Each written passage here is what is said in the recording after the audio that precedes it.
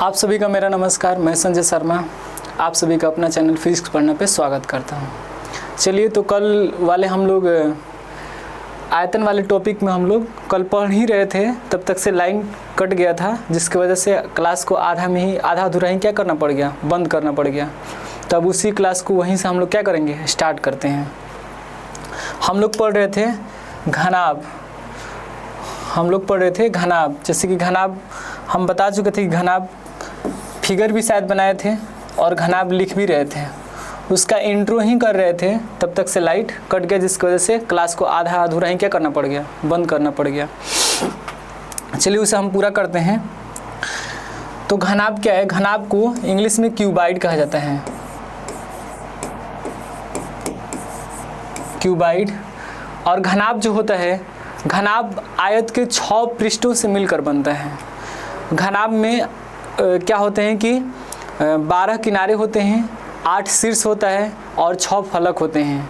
अगर हम घनाभ को पार्ट अलग कर दें तो उसके सारे पृष्ठ आयताकार देखने को मिलेंगे, लेकिन यदि हम घन के पृष्ठों को अलग अलग कर देंगे तो घन के सारे पृष्ठ वर्गाकार मिलते हैं और घनाभ के सारे पृष्ठ क्या होते हैं, आयताकार होते हैं। जैसे कि हम लोग चित्र के माध्यम से समझेंगे। यह मेरा क्या है, घनाभ। देख लीजिए, ऐसे हम लोग घनाभ बनाएंगे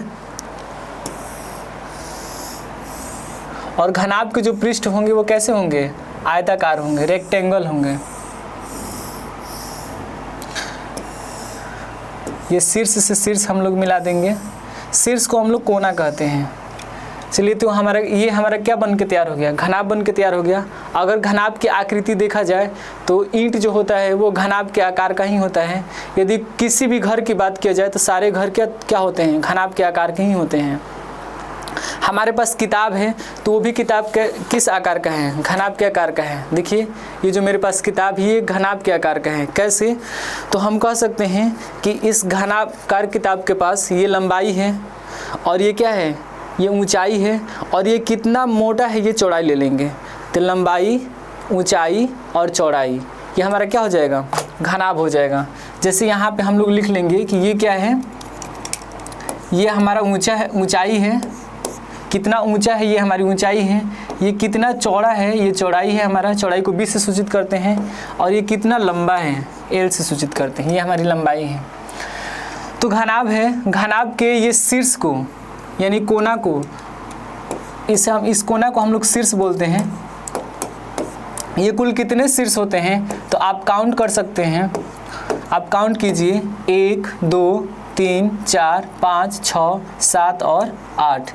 तो पूछता है आपसे कोई भी कि घनाभ के कुल कितने शीर्ष होते हैं, शीर्ष की संख्या कितनी होती है, तो आप कहेंगे शीर्ष कुल 8 होते हैं।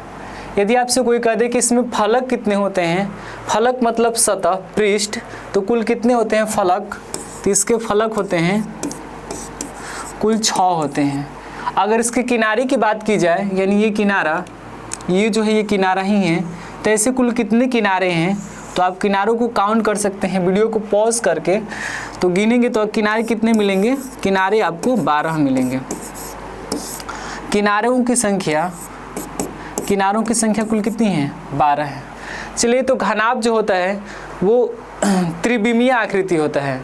यानी त्रिविमीय कहने का मेरा अर्थ ये है कि घनाभ के पास लंबाई भी होता है, चौड़ाई भी होता है और ऊंचाई भी होता है। आप जैसे कि आकृति में देख सकते हैं कि ये घनाभ सतह से कितना ऊंचा है, तो ये ऊंचाई है, कितना मोटा है यानी चौड़ाई, और कितना लंबा है ये हमारी लंबाई है। यही 3 बीमा है। जिस बीमा की हम बात कर रहे थे कि 3D का मतलब होता है 3 डायमेंशन।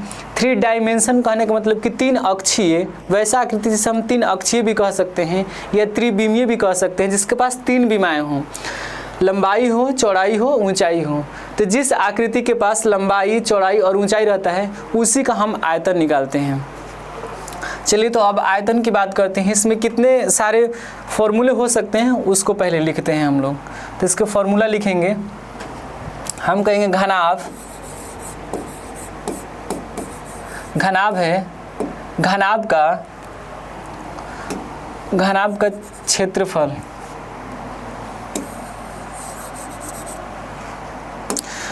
घनाभ का क्षेत्रफल।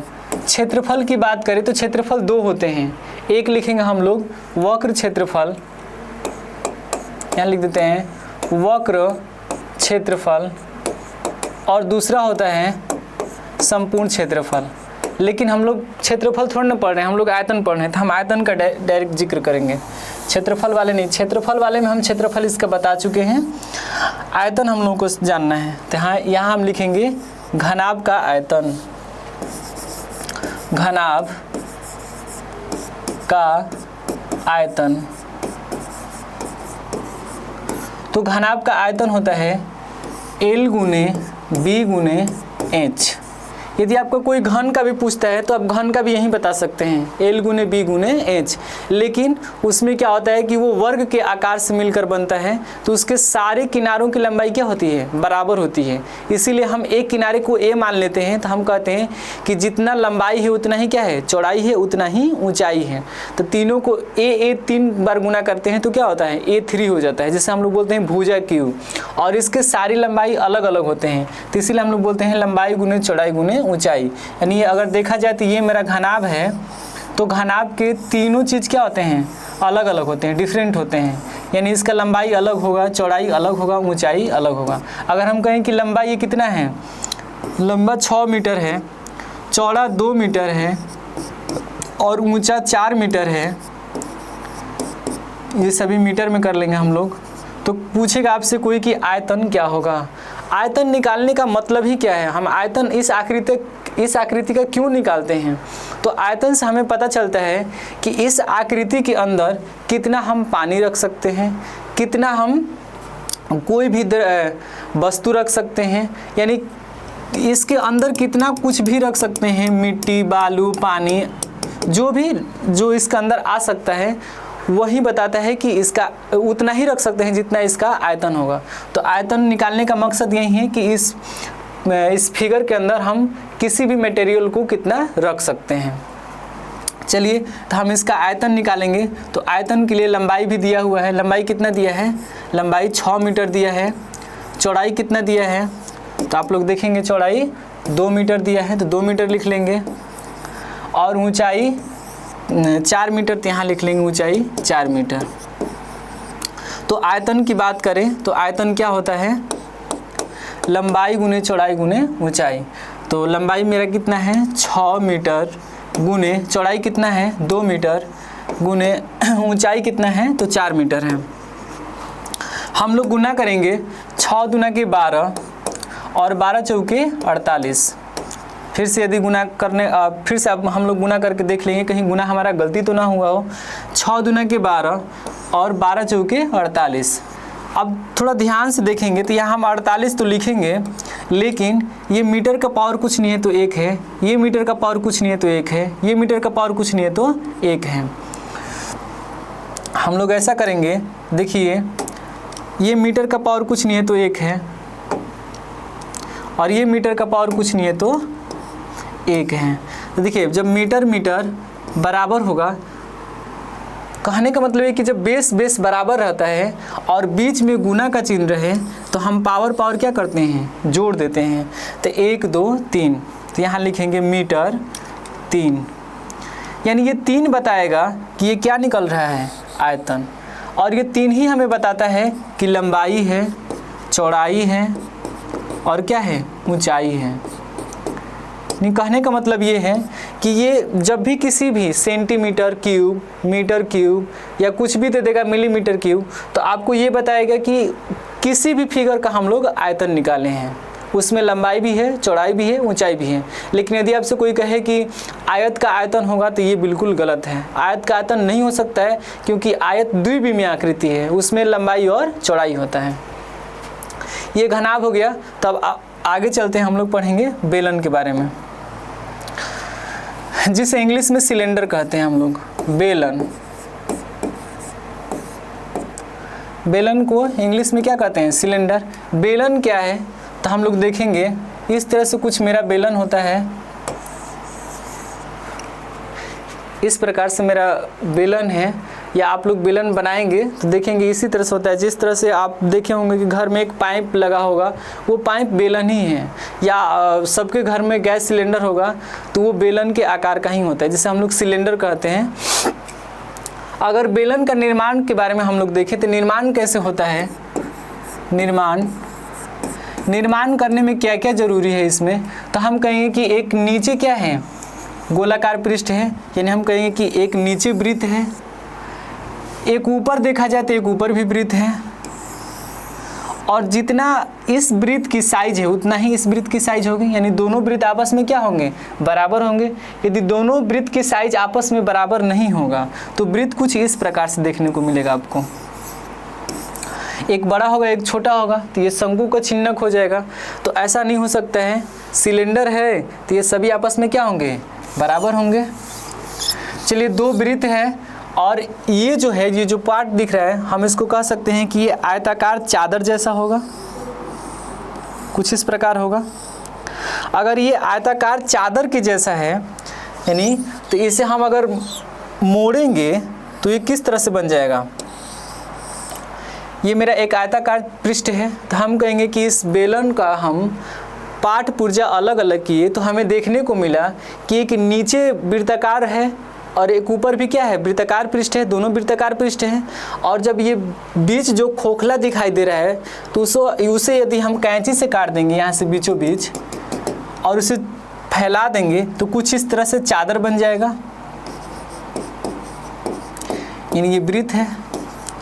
तो मेरे कहने का तात्पर्य यह है कि एक बेलन के निर्माण में दो आयताकार बोल रहे हैं, दो वृत्ताकार पृष्ठ होते हैं, जो एक नीचे की पेंदी होता है और ऊपर का एक ढकना होता है, और एक चादर होता है, सीट होता है, जिसको हम लोग टर्न करके मोड़ कर क्या बनाते हैं, खोखला बनाते हैं। जब ये इसको जब हम टर्न करते हैं, मोड़ते हैं तो कुछ इस प्रकार से देखने को मिलता है, इस तरह से बन जाता है। एक ऊपर से ढकना रख देते हैं और एक नीचे से ढकना रख देते हैं, तो यह एक संपूर्ण वृत्त और संपूर्ण एक बेलन बन जाता है। तो बेलन बनने में क्या क्या है, दो वृत्त है और एक क्या है, आयताकार चादर है। चलिए तो हम इसका क्या निकालेंगे, आयतन निकालेंगे। तो आयतन निकालने के लिए क्या करेंगे हम लोग, तो हम देखेंगे कि इसकी कुछ न कुछ ऊंचाई होगी, बेलन की कुछ न कुछ ऊंचाई होगी, और ये जब इसमें हम पानी भरेंगे तो पेंदी के किनारे किनारे सब भरेगा, पेंदी के सब ये किनारे किनारे भरेगा।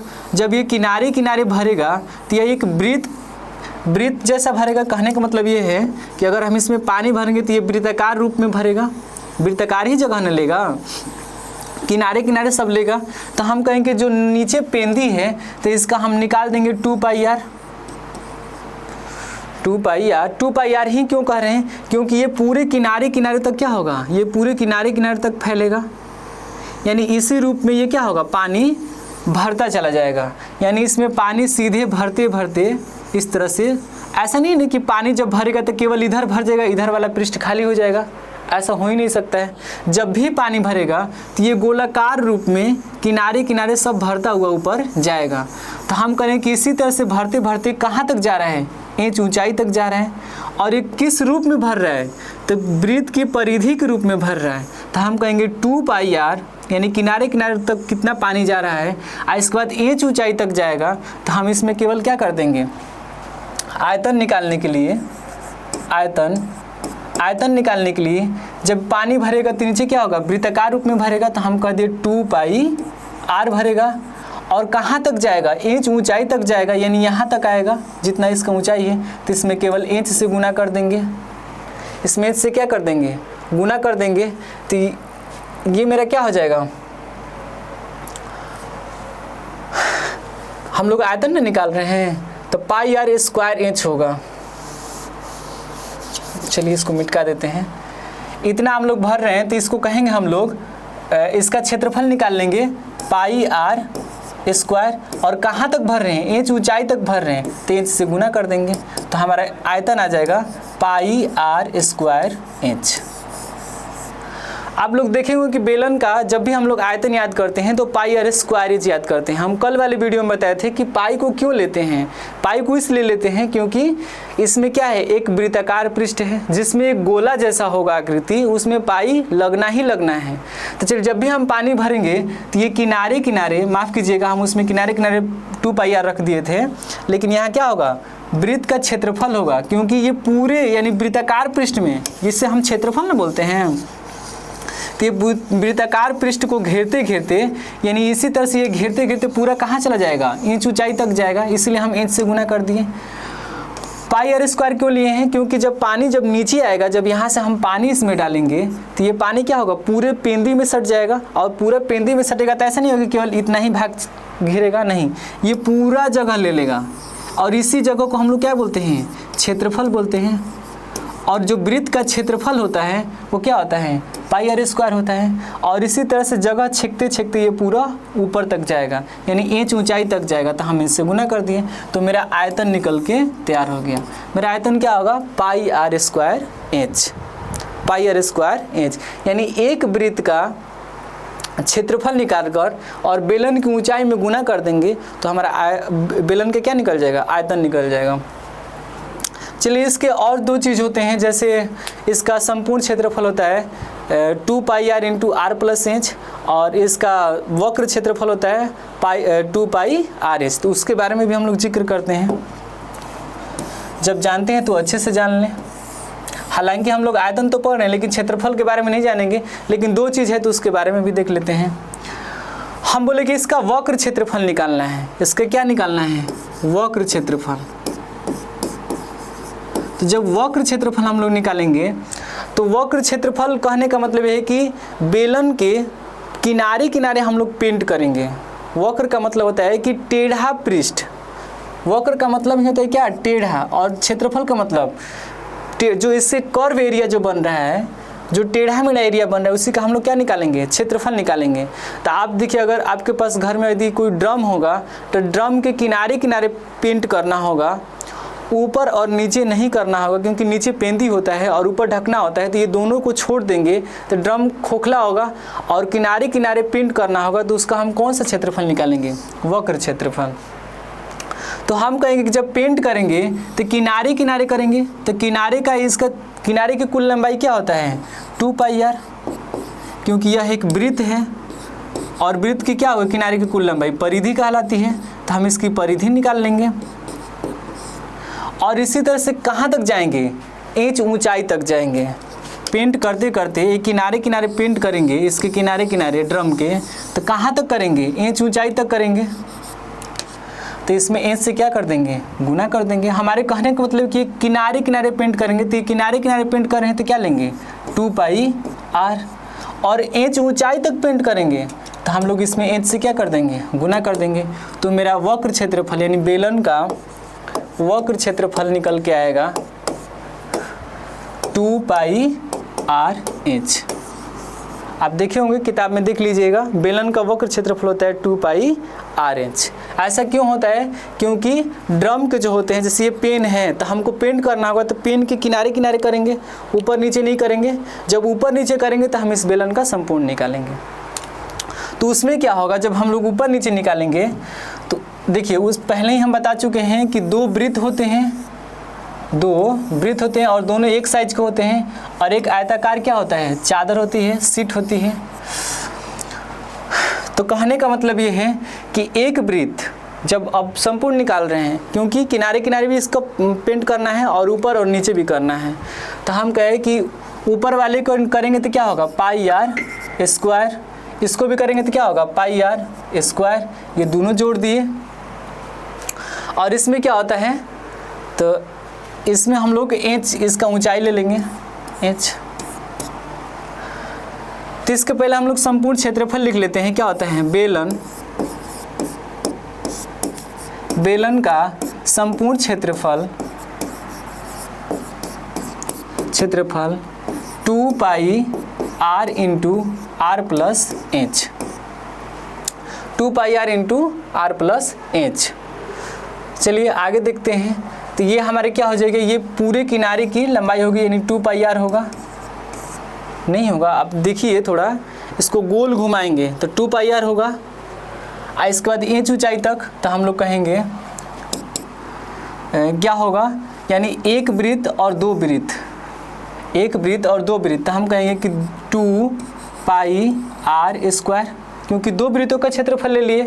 और इसके बाद क्या कर लेंगे, लंबाई गुने चौड़ाई कर लेंगे, तो 2 पाई आर गुने एच, क्योंकि लंबाई और चौड़ाई को गुना कर लेंगे तो नहीं होगा। अब आगे इसको हल करेंगे, 2 pi R square plus 2 pi R H, दोनों में कॉमन देखेंगे तो 2 पाई आर है, तो हम लोग 2 पाई आर को कॉमन कर लेंगे तो क्या होगा, 2 पाई आर इंटू यहाँ आर बच जाएगा और इसमें क्या बच जाएगा, एच। लग रहा है कि मेरा सूत्र आ गया, 2 pi R into R plus H. यदि आप नहीं समझ पा रहे हैं तो ऐसे समझिए कि जब बेलन खोखला था तो हम इसका क्षेत्रफल निकाले थे, क्या, वक्र क्षेत्रफल।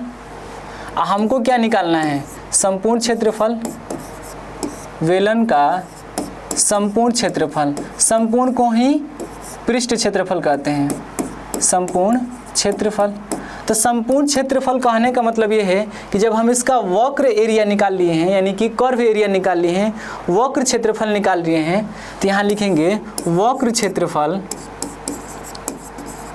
यदि ऊपर और नीचे दोनों वृत्त के ढकना को, नीचे वाले पेंदी जो है, जितना पेंदी वृत्ताकार है जितना उसका क्षेत्रफल होगा, ठीक ऊपर वाले का भी उतना ही होगा, क्योंकि दोनों का साइज क्या होता है, बराबर होता है। तो हम कहेंगे कि नीचे वाले का कितना होगा क्षेत्रफल, वृत्त है तो पाई आर स्क्वायर, और ये कितना है, 2 है, तो हम इसमें कितना से गुना कर देंगे, 2 से गुना कर देंगे, 2 पाई आर स्क्वायर। तो आप देखिए जोड़िए, इसको जोड़ेंगे, वक्र क्षेत्रफल क्या होता है, 2 पाई आर एच, और दोनों ढकना का क्षेत्रफल। अगर ऐसे नहीं समझ पा रहे हैं तो हम 2 बार लिख देते हैं, pi R square plus pi R square.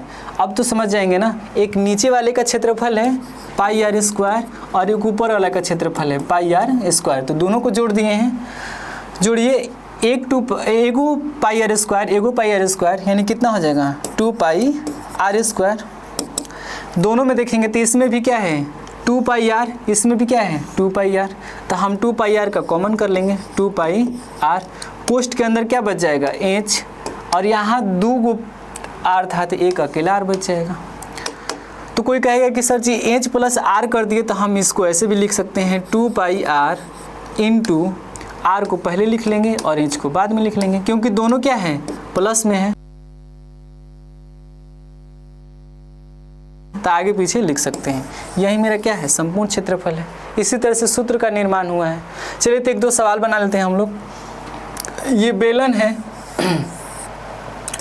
और बेलन की ऊंचाई कहेंगे कि बेलन की ऊंचाई 1 मीटर है, और इसकी रेडियस यानी त्रिज्या, इसकी त्रिज्या 14 मीटर है। तो इसका आयतन क्या होगा, आयतन निकालने के लिए बस हमें 2 ही चीज़ चाहिए, एक ऊंचाई और एक त्रिज्या। 2 चीज़ दे देगा तो हम इसको कुछ भी निकाल सकते हैं। आप इसका वक्र क्षेत्रफल निकालेंगे तब भी त्रिज्या और ऊंचाई का जरूरत पड़ेगा, आप इसका संपूर्ण क्षेत्रफल निकालेंगे तब भी त्रिज्या और ऊंचाई की जरूरत पड़ेगी, और जब इसका आयतन निकालेंगे तब भी एच और आर का जरूरत पड़ेगा। तो हम इसका आयतन निकालेंगे तो लिखेंगे आयतन बराबर, हमको सूत्र नहीं पता है तो हम जानते हैं कि नीचे वाले वृत्त का क्षेत्रफल लिखते हैं पाई आर स्क्वायर, और एच ऊंचाई तक गया है तो हम इसमें किससे गुना कर देंगे, एच से गुना कर देंगे। हमें सूत्र नहीं याद है फिर भी हम कंसेप्ट लगाएंगे कि जो भी इसमें तरलीय पदार्थ डालेंगे, जो भी द्रव्य डालेंगे, तो वो पूरा वृत्ताकार रूप में क्या होगा, घेर लेगा, यानी जितना वृत्त का क्षेत्रफल होगा उतना ही जगह पे जाएगा, और ये घेरते घेरते कहाँ तक जाएगा, एच ऊंचाई तक जाएगा, यानी एच ऊंचाई तक जाएगा तो हम एच से इसमें गुना कर देंगे। मान रखेंगे तो पाई का मान हम लोग को पता है क्या होता है, 22/7 होता है। आर का मान कितना होता है, तो आर का मान यहाँ पे लिखा हुआ है 14, तो हम यहाँ 14 लिख लेंगे, और 14 का स्क्वायर क्या है तो हम स्क्वायर कर देंगे, गुने एच का मान 1 है तो 1 रहने देंगे। चलिए हम लोग और इसको लिखते हैं, 22/7 गुने 14 का पावर 2 है तो 14 को 2 बार लिखेंगे, और गुने क्या होगा 1 से किसी संख्या में गुना करें या न करें, बात दोनों बराबर है। कटाएंगे 7 दूना के 14। अब ये रह गया है तो हम गुना करेंगे 2 दूना के 4, 2 दूना के 4, फिर गुने 14, 14 कम 14 ही होगा। 14 का पारा पढ़ेंगे 14, 14 दूना का 28, 14 तिया 42, 14 चौके 56। 56 का हम लोग क्या लिखेंगे 6, हासिल कितना होगा 5, 14 चौके 56 और 56 और 5 जोड़ते हैं तो कितना होगा 61। और ये क्या है आयतन है, तो आयतन किसको डिनोट करते हैं मीटर क्यूब। आयतन को कैसे डिनोट करते हैं मीटर क्यूब से, क्योंकि इसमें मीटर था तो हम मीटर क्यूब दे दिए हैं। क्यों मीटर क्यूब दिए हैं, क्योंकि यहाँ 14 मीटर है तो एक यहाँ भी मीटर होगा, एक यहाँ भी मीटर होगा और एक यहाँ भी मीटर होगा, तो ये तीनों मीटर को गुना करेंगे तो मीटर क्यूब हो जाएगा। हम लिखे नहीं हैं लेकिन आप लोग इसको ज़रूर लिखिएगा। चलिए अगर इसका हम लोग क्षेत्रफल की बात करें तो अगर क्षेत्रफल निकालना हो तो आप निकाल लेंगे। वक्र जो होता है वक्र क्षेत्रफल वो 2 पाई आर एच होता है और जो इसका संपूर्ण होता है 2 pi R into R plus H होता है। अरे तो अलग अलग भी निकाल लेंगे, नीचे वाले वृत्त का क्षेत्रफल ऊपर वाले वृत्त के क्षेत्रफल दोनों बराबर होगा तो 1 निकाल कर 2 से गुना कर देंगे और इसके बाद इसका एक वक्र क्षेत्रफल निकालेंगे और दोनों जोड़ देंगे तो हो जाएगा संपूर्ण क्षेत्रफल। चलिए तो हम लोग घन पढ़ लिए, घनाभ पढ़ लिए, बेलन पढ़ लिए, अब पढ़ते हैं क्या शंकु। शंकु को इंग्लिश में कोन कहते हैं, शंकु और इंग्लिश में कोन कहते हैं इसको। ये कोन जैसा ही होता है, जब आप आइसक्रीम खाए होंगे तो आपको बोलता है, चाहे आप देखेंगे उस पर लिखा होगा कोन 20 रुपया 40 रुपया ऐसे करके देता है कोन वाला आइसक्रीम, तो वो कुछ इस प्रकार से होता है। इसकी ये ऊंचाई को हम लोग तिर्यक ऊंचाई बोलते हैं जिसको एल से सूचित करते हैं, और ये सीधी ऊंचाई को इंच बोलते हैं। और यहाँ से जो रेखा जाती है ये मध्य बिंदु है, इसको हम लोग आर बोलते हैं, क्योंकि नीचे वाला इसका पृष्ठ क्या है वृत्ताकार है। तो जब वृत्ताकार है तो इसमें जाहिर सी बात है कि पाई का मान होगा, पाई का जिक्र होगा, क्योंकि इसका कोई भी एक भाग गोल हो तो उसमें पाई आ ही जाता है। चलिए तो शंकु का आयतन क्या होता है। अच्छा, आयतन केवल आ लिख के कर देने तो आप लोग नहीं समझे कि आयतन इतना ही है। आयतन को पूरा लिख लेते हैं आयतन। अगर नहीं होगा तो अनार वाला अ से आम होता है, आ से अनारे होता है, या आ से आम होता है, य से यज्ञ होता है, त से तरबूज होता है, न से नल होता है। आयतन यानी इंग्लिश में इसे वॉल्यूम कहते हैं। तो आयतन निकालना होगा तो थोड़ा हम इसको सोचेंगे कि ये किसका भाग है। तो आप ज़रा ध्यान देंगे तो हम लोग इसको थोड़ा डॉट डॉट करके बढ़ाएंगे, ऐसे करेंगे और इसको यहाँ तक बढ़ा के लेके आएंगे। अगर इस तरह से बढ़ा दे रहे हैं तो हमें दिखाई दे रहा है कि यह एक बेलन ही है। अब थोड़ा देखेंगे शंकु जो है, शंकु के ये काल्पनिक रूप में हम बढ़ाए हैं। काल्पनिक रूप में मान के चलें कि ऐसे अगर होता तो ये क्या होता, ये बेलन होता। तो जितना बेलन का आयतन होगा तो बेलन में देखिए ये जितना भाग है उतना ही ये भाग है, उतना ही ये भाग है। तो जितना बेलन का आयतन होगा उसका तीसरा हिस्सा शंकु हो जाएगा, क्योंकि बेलन को ये कितने भागों में बांट रहा है 3 भागों में बांट रहा है। तो हम कहेंगे, हम ज़्यादा दिमाग नहीं लगाएंगे, हम कहेंगे कि बेलन का आयतन में यदि हम 3 से भागा दे दें तो मेरा क्या आ जाएगा शंकु का आयतन आ जाएगा, क्योंकि ये जो शंकु है ये बेलन का ही भाग है, तीसरा भाग है। अभी हम इसको काल्पनिक में बढ़ा के देखे हैं तो ऐसा लग रहा है कि ये बेलन का ही तीसरा भाग है।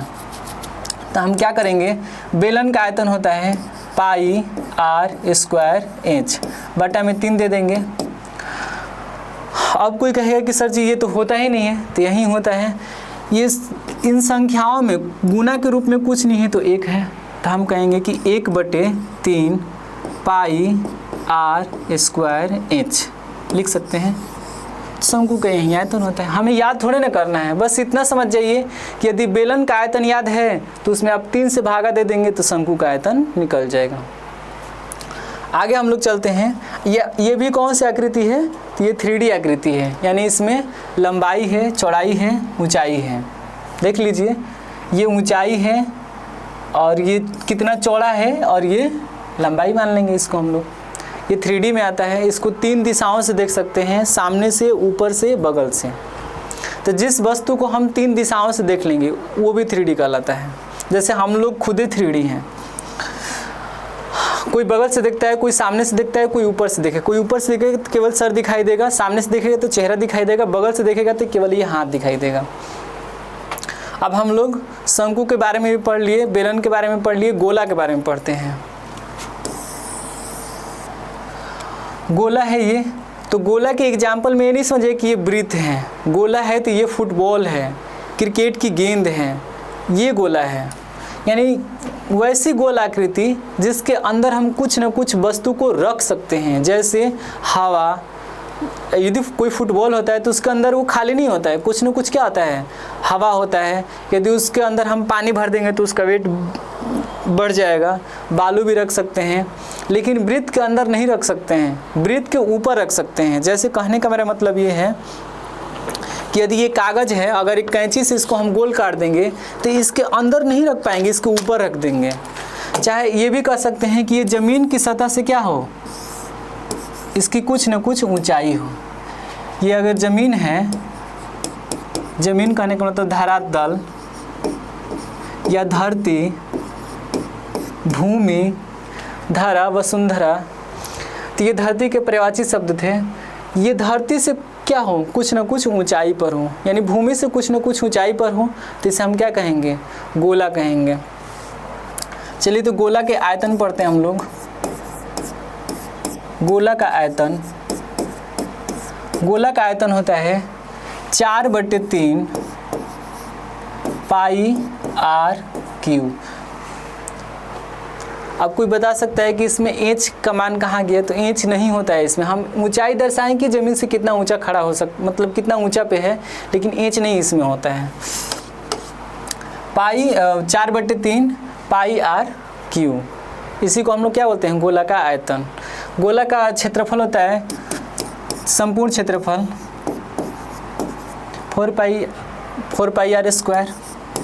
क्यूब नहीं दे सकते हैं, क्यूब देंगे तो वो आयतन हो जाएगा, स्क्वायर ही देना पड़ेगा।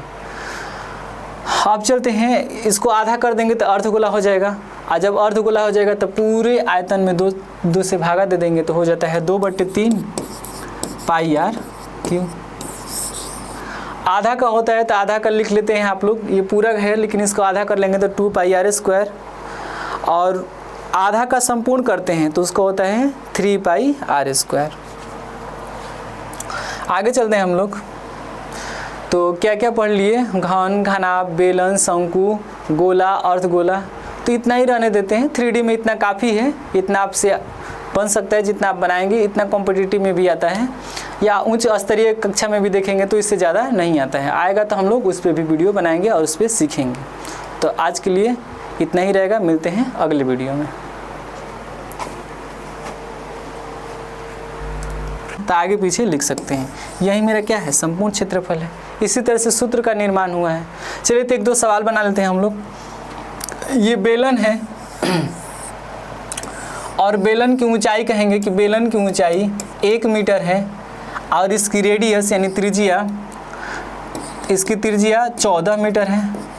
तो इसका आयतन क्या होगा? आयतन निकालने के लिए बस हमें 2 ही चीज़ चाहिए, एक ऊंचाई और एक त्रिज्या। 2 चीज़ दे देगा तो हम इसको कुछ भी निकाल सकते हैं। आप इसका वक्र क्षेत्रफल निकालेंगे तब भी त्रिज्या और ऊंचाई का जरूरत पड़ेगा। आप इसका संपूर्ण क्षेत्रफल निकालेंगे तब भी त्रिज्या और ऊंचाई की जरूरत पड़ेगी, और जब इसका आयतन निकालेंगे तब भी एच और आर का जरूरत पड़ेगा। तो हम इसका आयतन निकालेंगे तो लिखेंगे आयतन बराबर, हमको सूत्र नहीं पता है तो हम जानते हैं कि नीचे वाले वृत्त का क्षेत्रफल लिखते हैं पाई आर स्क्वायर, और एच ऊंचाई तक गया है तो हम इसमें किससे गुना कर देंगे, एच से गुना कर देंगे। हमें सूत्र नहीं याद है फिर भी हम कंसेप्ट लगाएंगे कि जो भी इसमें तरलीय पदार्थ डालेंगे, जो भी द्रव्य डालेंगे, तो वो पूरा वृत्ताकार रूप में क्या होगा, घेर लेगा। यानी जितना वृत्त का क्षेत्रफल होगा उतना ही जगह पे जाएगा, और ये घेरते घेरते कहाँ तक जाएगा, इंच ऊंचाई तक जाएगा, यानी इंच ऊंचाई तक जाएगा तो हम इंच से इसमें गुना कर देंगे। मान रखेंगे तो पाई का मान हम लोग को पता है क्या होता है, 22/7 होता है। आर का मान कितना होता है, तो आर का मान यहाँ पे लिखा हुआ है 14, तो हम यहाँ 14 लिख लेंगे। और 14 का स्क्वायर क्या है, तो हम स्क्वायर कर देंगे। गुने एच का मान 1 है तो 1 रहने देंगे। चलिए हम लोग और इसको लिखते हैं 22/7 गुने 14 का पावर 2 है तो 14 को 2 बार लिखेंगे और गुने क्या होगा 1 से किसी संख्या में गुना करें या न करें, बात दोनों बराबर है। कटाएंगे 7 दूना के 14, अब ये रह गया है तो हम गुना करेंगे 2 दूना के 4, 2 दूना के 4, फिर गुने 14, 14 कम 14 ही होगा। 14 का पारा पढ़ेंगे 14, 14 दूना का 28, 14 तिया 42, 14 चौके 56। 56 का हम लोग क्या लिखेंगे 6, हासिल कितना होगा 5, 14 चौके 56 और 56 और 5 जोड़ते हैं तो कितना होगा 61। और ये क्या है आयतन है, तो आयतन किसको डिनोट करते हैं मीटर क्यूब। आयतन को कैसे डिनोट करते हैं मीटर क्यूब से, क्योंकि इसमें मीटर था तो हम मीटर क्यूब दे दिए हैं। क्यों मीटर क्यूब दिए हैं, क्योंकि यहाँ 14 मीटर है तो एक यहाँ भी मीटर होगा, एक यहाँ भी मीटर होगा और एक यहाँ भी मीटर होगा, तो ये तीनों मीटर को गुना करेंगे तो मीटर क्यूब हो जाएगा। हम लिखे नहीं हैं लेकिन आप लोग इसको ज़रूर लिखिएगा। चलिए अगर इसका हम लोग क्षेत्रफल की बात करें तो अगर क्षेत्रफल निकालना हो तो आप निकाल लेंगे। वक्र जो होता है वक्र क्षेत्रफल वो 2πr/h होता है और जो इसका संपूर्ण होता है 2πr/r+h होता है। अरे तो अलग अलग भी निकाल लेंगे, नीचे वाले वृत्त का क्षेत्रफल ऊपर वाले वृत्त के क्षेत्रफल दोनों बराबर होगा तो 1 निकाल कर 2 से गुना कर देंगे और इसके बाद इसका एक वक्र क्षेत्रफल निकालेंगे और दोनों जोड़ देंगे तो हो जाएगा संपूर्ण क्षेत्रफल। चलिए तो हम लोग घन पढ़ लिए, घनाभ पढ़ लिए, बेलन पढ़ लिए, अब पढ़ते हैं क्या शंकु। शंकु को इंग्लिश में कोन कहते हैं, शंकु और इंग्लिश में कोन कहते हैं इसको। ये कोन जैसा ही होता है, जब आप आइसक्रीम खाए होंगे तो आपको बोलता है, चाहे आप देखेंगे उस पर लिखा होगा कोन 20 रुपया 40 रुपया ऐसे करके देता है कोन वाला आइसक्रीम, तो वो कुछ इस प्रकार से होता है। इसकी ये ऊंचाई को हम लोग तिर्यक ऊंचाई बोलते हैं जिसको एल से सूचित करते हैं, और ये सीधी ऊंचाई को इंच बोलते हैं। और यहाँ से जो रेखा जाती है ये मध्य बिंदु है, इसको हम लोग आर बोलते हैं, क्योंकि नीचे वाला इसका पृष्ठ क्या है वृत्ताकार है। तो जब वृत्ताकार है तो इसमें जाहिर सी बात है कि पाई का मान होगा, पाई का जिक्र होगा, क्योंकि इसका कोई भी एक भाग गोल हो तो उसमें पाई आ ही जाता है। चलिए तो शंकु का आयतन क्या होता है। अच्छा, आयतन केवल आ लिख के कर देने तो आप लोग नहीं समझे कि आयतन इतना ही है। आयतन को पूरा लिख लेते हैं आयतन। अगर नहीं होगा तो अनार वाला अ से आम होता है, आ से अनारे होता है, या आ से आम होता है, य से यज्ञ होता है, त से तरबूज होता है, न से नल होता है। आयतन यानी इंग्लिश में इसे वॉल्यूम कहते हैं। तो आयतन निकालना होगा तो थोड़ा हम इसको सोचेंगे कि ये किसका भाग है। तो आप ज़रा ध्यान देंगे तो हम लोग इसको थोड़ा डॉट डॉट करके बढ़ाएंगे, ऐसे करेंगे और इसको यहाँ तक बढ़ा के लेके आएंगे। अगर इस तरह से बढ़ा दे रहे हैं तो हमें दिखाई दे रहा है कि यह एक बेलन ही है। अब थोड़ा देखेंगे शंकु जो है, शंकु के ये काल्पनिक रूप में हम बढ़ाए हैं। काल्पनिक रूप में मान के चलें कि ऐसे अगर होता तो ये क्या होता, ये बेलन होता। तो जितना बेलन का आयतन होगा तो बेलन में देखिए ये जितना भाग है उतना ही ये भाग है, उतना ही ये भाग है। तो जितना बेलन का आयतन होगा उसका तीसरा हिस्सा शंकु हो जाएगा, क्योंकि बेलन को ये कितने भागों में बांट रहा है 3 भागों में बांट रहा है। तो हम कहेंगे, हम ज़्यादा दिमाग नहीं लगाएंगे, हम कहेंगे कि बेलन का आयतन में यदि हम 3 से भागा दे दें तो मेरा क्या आ जाएगा शंकु का आयतन आ जाएगा, क्योंकि ये जो शंकु है ये बेलन का ही भाग है, तीसरा भाग है। अभी हम इसको काल्पनिक में बढ़ा के देखे हैं तो ऐसा लग रहा है कि ये बेलन का ही तीसरा भाग है। तो हम क्या करेंगे, बेलन का आयतन होता है पाई आर स्क्वायर एच बटा में 3 दे देंगे। अब कोई कहेगा कि सर जी ये तो होता ही नहीं है, तो यही होता है, ये इन संख्याओं में गुना के रूप में कुछ नहीं है तो 1 है, तो हम कहेंगे कि 1/3 पाई आर स्क्वायर एच लिख सकते हैं। शंकु का यही आयतन होता है। हमें याद थोड़े ना करना है, बस इतना समझ जाइए कि यदि बेलन का आयतन याद है तो उसमें आप 3 से भागा दे देंगे तो शंकु का आयतन निकल जाएगा। आगे हम लोग चलते हैं। ये भी कौन सी आकृति है, तो ये 3D आकृति है, यानी इसमें लंबाई है, चौड़ाई है, ऊंचाई है। देख लीजिए, ये ऊंचाई है और ये कितना चौड़ा है और ये लंबाई मान लेंगे इसको हम लोग। ये 3D में आता है, इसको 3 दिशाओं से देख सकते हैं, सामने से, ऊपर से, बगल से। तो जिस वस्तु को हम 3 दिशाओं से देख लेंगे वो भी 3D कहलाता है। जैसे हम लोग खुद ही 3D हैं, कोई बगल से देखता है, कोई सामने से देखता है, कोई ऊपर से देखे। कोई ऊपर से देखेगा तो केवल सर दिखाई देगा, सामने से देखेगा तो चेहरा दिखाई देगा, बगल से देखेगा तो केवल ये हाथ दिखाई देगा। अब हम लोग शंकु के बारे में भी पढ़ लिए, बेलन के बारे में पढ़ लिए, गोला के बारे में पढ़ते हैं। गोला है ये, तो गोला के एग्जाम्पल में ये नहीं समझे कि ये वृत्त है। गोला है तो ये फुटबॉल है, क्रिकेट की गेंद है, ये गोला है।